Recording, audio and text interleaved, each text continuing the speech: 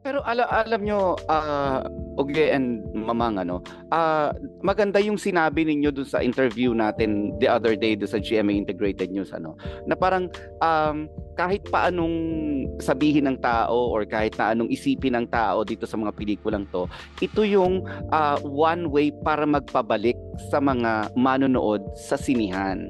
And alam naman natin in the past years kung gaano naghingalo or naghihingalo ang ating industriya. At saka Yeah. alam naman natin, 'di ba, pag naghingalo talaga 'yan, maaapektuhan yung buong showbiz. Wala na tayong mapapanood na artista, wala na tayong ma-idol, ma-idolize, 'di ba? Puro streaming. Through Mm. streaming, vlog. Hindi ganon.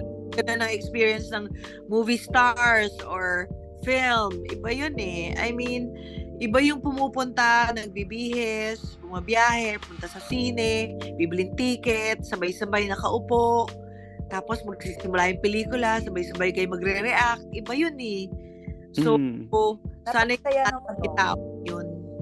Napakasaya nung ganung experience, no, magmula nung bata tayo, 'di ba? 'Di ba? Parang wag naman sana dumating sa panahon na alam mo yung nawala na.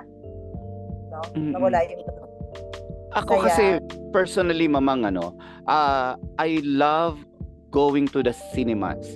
Kasi unang-una, iba yung sound na hindi mo lang iba yung, syempre iba yung sound ng TV nyo sa bahay, iba yung sound ng cellphone mo, or kahit sabihin mong mamahalin pa yung earphone mo, iba pa rin yung sound sa sinihan. At saka yung sabay-sabay yung buong sinihan tumatawa or sabay-sabay kayo umiiyak, 'di ba? Iba yung feeling. Yes, totoo yan. Alam mong uupo ka doon at manonood ka. Hindi yung parang uupo, manonood ako, tapos, ay, teka, sandali. Ay, sasampay ko na yung yung washing machine ko. Diba? Hindi talagang inilaan mo yung 1.5 hours or 2 hours to watch. Isa rin kasi yan sa bonding ng family. Yes, I agree. Barkada, di ba? Magkakaibigan, di ba? Diba parang gano'n? Kain tayo sa ganyan, di ba? Saya. Oo, na hindi nyo nagagawa kung sa bahay, kahit sabihin yung sama-sama kayo sa isang bahay, iba pa rin yung, alam mo, yung lalabas kayo, tapos iba yung pakiramdam ng lumalabas. And now, probably is the time, kasi I think safe naman ng lumabas, that's why ito na nga, bumabalik na tayo sa sinihan.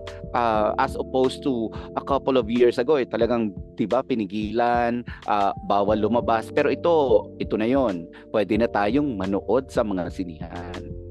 Lalo na at Pasko. So may may 13th month pay, may aginaldo, si Ninong at Ninang. So siguro naman may 3 pelikula kayong uunahin dyan. Isama nyo na kami.